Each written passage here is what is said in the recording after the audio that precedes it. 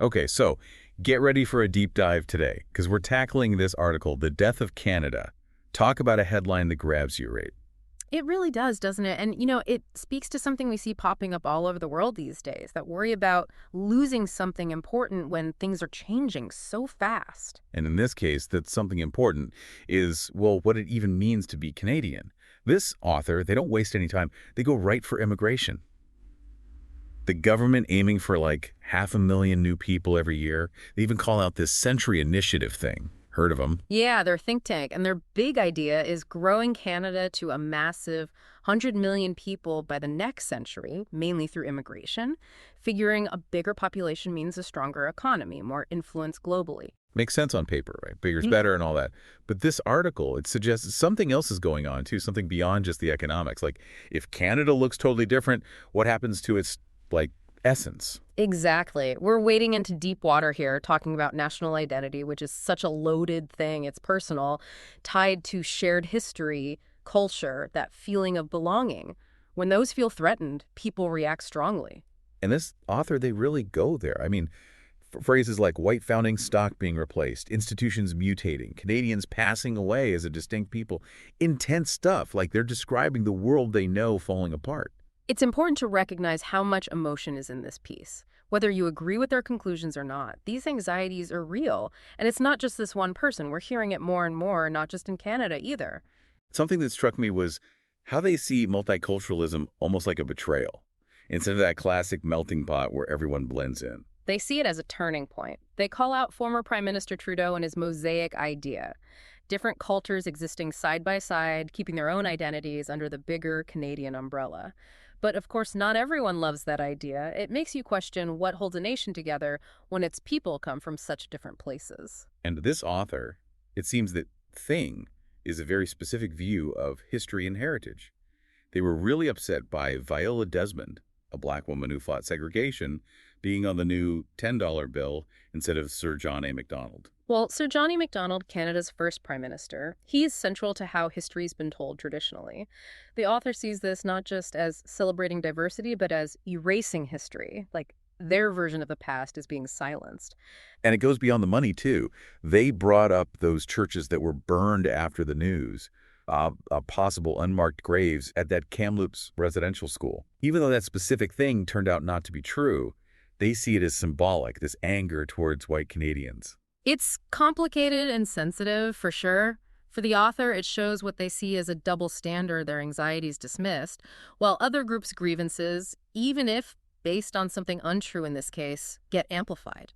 Speaks to a feeling of frustration of not being listened to. You know, it's interesting you say that about feeling unheard, because that comes up a lot in the article, like the sense of being a stranger in your own country, your voice not mattering. Is that something you've seen elsewhere, expert speaker? Oh, absolutely. Feeling unheard, having your worries dismissed, or even worse, being told you're a bad person for having them, it's isolating. It makes people feel like they have to choose between going along with things they don't like or becoming more and more alienated. You can feel that struggle in what they're writing. Like Huh. they love Canada, but they're uneasy about where it's going. They talk about the white founding stock facing this reckoning, feeling the weight of a past they didn't personally create.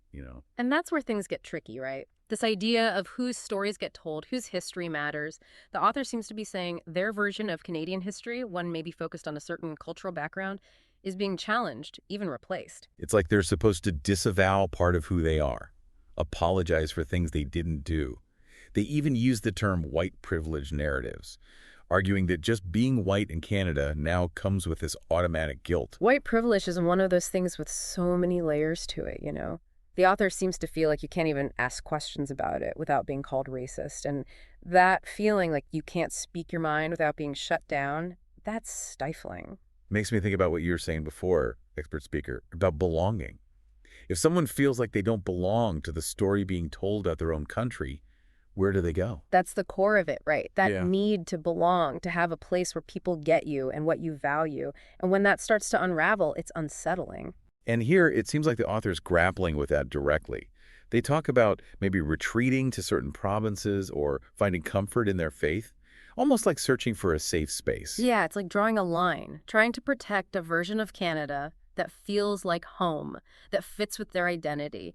They even write, My true home lies beyond the borders of this world, in a spiritual homeland where these earthly divisions fade away. Powerful stuff. Wow. So they've given up on finding that belonging in Canada as it is now. They're looking for it somewhere beyond national lines altogether. And that search for meaning, for something bigger than ourselves, that's a constant throughout history, you know? When people feel lost, unanchored in a world of change, they turn inward to faith, to community, to strong beliefs. It really makes you think, looking for that kind of comfort beyond the everyday world. And it begs the question, what happens to a country when people don't feel like they belong there anymore? That's the big one, isn't it? Can a national identity, that shared purpose, that feeling of being part of something, can it survive when it's fractured like this, when different groups are holding on to their own versions of the story? This author seems to think maybe not, at least not the way things are going. They talk about the death of Canada like it's already decided, something they're grieving ahead of time. It's a bleak outlook, that's for sure. But it shows just how real this tension is, this push and pull between holding on to a shared identity and dealing with the fact that the world's getting more diverse, more globalized. It's happening everywhere. So then what? If those old ideas of what a nation is don't work anymore, how do we even begin to move forward?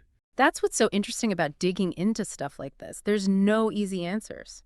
But this person's experience, their anxieties, it forces us to confront these questions, makes us think about our own ideas of belonging, of who we are, and what kind of future we want. But like they're holding up a mirror, showing us these deep down worries that a lot of people probably connect with, even if the specifics are different. Exactly. And, you know, this author, they seem to have accepted it, sadly, but their story doesn't have to be the blueprint for everyone. If anything, it's like they're telling us to talk about these things, to bridge the gaps, to find some common ground. Because, like you said earlier, expert speaker, we're all in this together.